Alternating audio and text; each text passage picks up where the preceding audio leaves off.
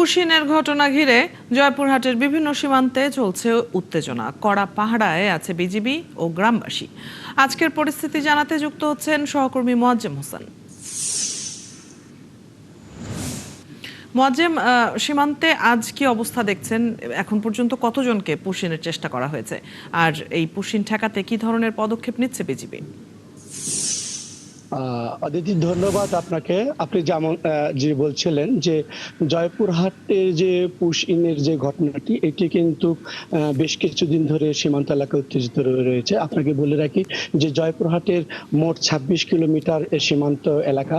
এই এলাকাতে পশ্চিমবঙ্গ নির্বাচনের পর থেকেই কিন্তু এই সীমান্তবর্তী এলাকাতে কিন্তু উত্তেজনা দেখা দিয়েছে। বিশেষ করে বাংলাদেশের অন্যান্য সীমান্ততে শুধু পুশিং নিয়ে যে সমস্যা রয়েছে, জয়পুরহাটে কিন্তু যে উসনা ঘুনাপাড়া, পাঁচবিবি যে উসনা ঘুনাপাড়া, সোনাতলাতে যে তার কাটার বেড়া নিয়ে কিন্তু এই জয়পুরহাটে একটা বড় উত্তেজনা দেখা দিয়েছে।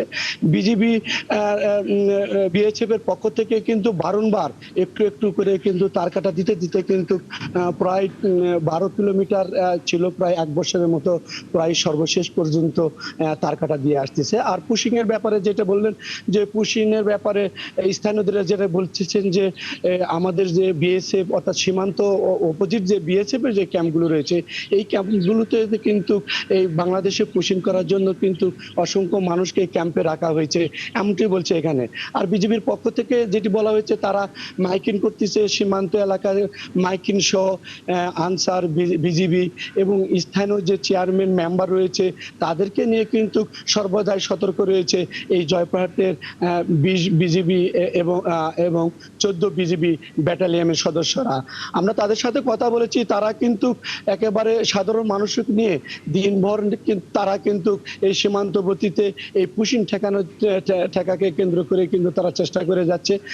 আমরা এখানকার স্থানীয়দের যে সাথে কথা বলেছি, তাদের একটি দাবি যে এই যে পশ্চিমবঙ্গ নির্বাচনের পর থেকে যে সীমান্ততে যে উত্তেজনা দেখা দিয়েছে, সেইটিকে যদি আপনাকে করতে হয়, যদি বাংলাদেশের পররাষ্ট্র মন্ত্রণালয়ের মাধ্যমে যদি সমাধান না করা হয়, সাধারণ মানুষ কিন্তু এটা করতে পারবে না। মোয়াজ্জেম, আপনার কাছ থেকে আমরা জানছিলাম এখনকার পরিস্থিতি। ধন্যবাদ যুক্ত হবার জন্য। দর্শক, জয়পুরহাট সীমান্ত থেকে সহকর্মী মোয়াজ্জেম হোসেন এতক্ষণ যুক্ত ছিলেন।